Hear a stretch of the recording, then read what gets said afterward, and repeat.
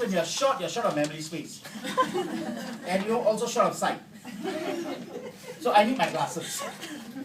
Okay, our first contestant today is Ting Chow.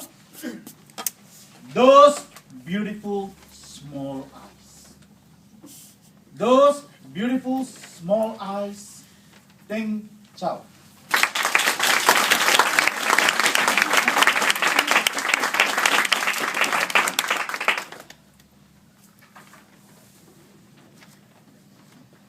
Ladies and gentlemen, my eyes are right here. They are small, but they do exist. All right. I know I have a face only a mother could love. Although, my mother disagreed. You see, when I was young, my mother used to encourage me like this. Son, a lot of people achieve big eventually, even though they were born ugly. I don't know if I'm going to achieve big eventually, but I know that for sure I was born ugly. Later, I read a story about ugly duckling. And that story really gave me the hope that maybe one day I will become this beautiful swan. So this face will finally turn into this.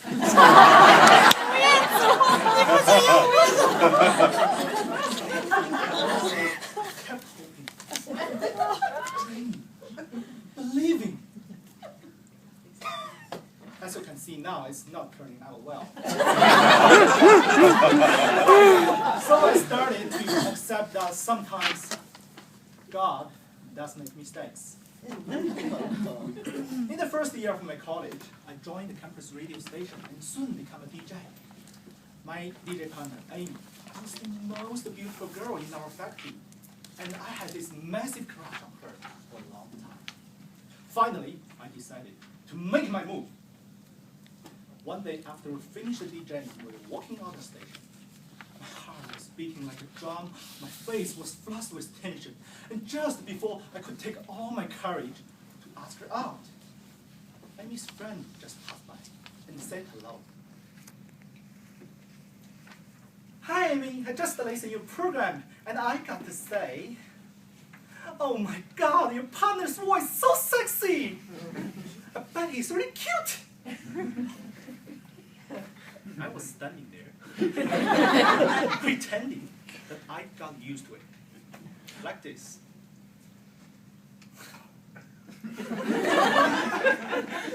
But inside, I was like, yes! Finally! Somebody appreciated my beauty, and that somebody is a female. And it's right before I'm about to make this confession. Perfect entry. Before the mains. Amy smiled and said, that's my partner. The girl was like, oh.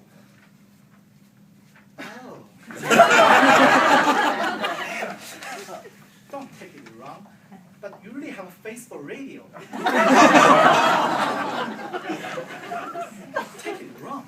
What else can you mean by that? I could hear my heart shattered into pieces. My confidence and dignity was taken, and I was so miserable at that moment. And the only thought in my head was, hey lady, you are pretty average yourself. Anyway, I didn't make any move on Amy after that. For the next 4 years, I tried everything to make myself look better. Stuff something in my shoe, so we taller. I had a mohawk. I thought that was cool, but it just made me look like Chinese Mr. T. Always remind myself to open my eyes wider like this. Some of my classmates ask me, hey dude, why do you look so surprised all the time?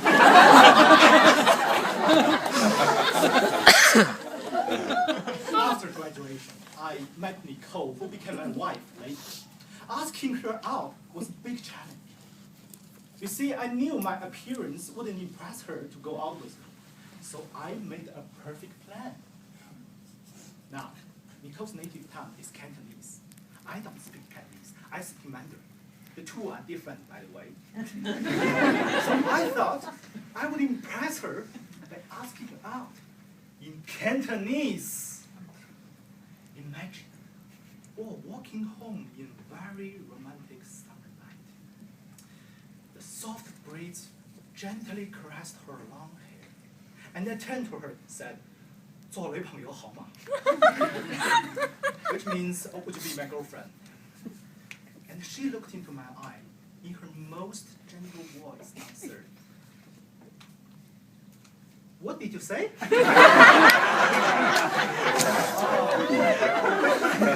Yeah, I screwed up again. My pronunciation was so bad that she couldn't understand.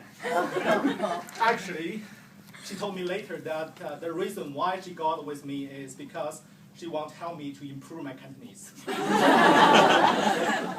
Amazingly, we got married. After we got married, I asked her, hey honey, what on earth did you see in me? And she answered, good question. Well, honey, don't even get me started. So I was like, oh my God, I screwed up again. Stupid question to ask. And then she said, because you have got so many beauties inside of you that I could not describe them all. So I was like, really? She kept talking. Yes. You see, you're kind, you're gentle, you're honest. That was the most lovely conversation I've ever had in my life. That was the point I realized it doesn't matter how I look. It doesn't matter how small my eyes are. What matters is how big my heart is. Or how terribly I can speak Cantonese. Later, our first baby boy, Oscar, was born. And one day my wife came to me and said, honey, it's really a pity our baby just got your small eyes. And I said to her, oh, don't worry, honey, they're small, but I'll teach him how to speak Cantonese.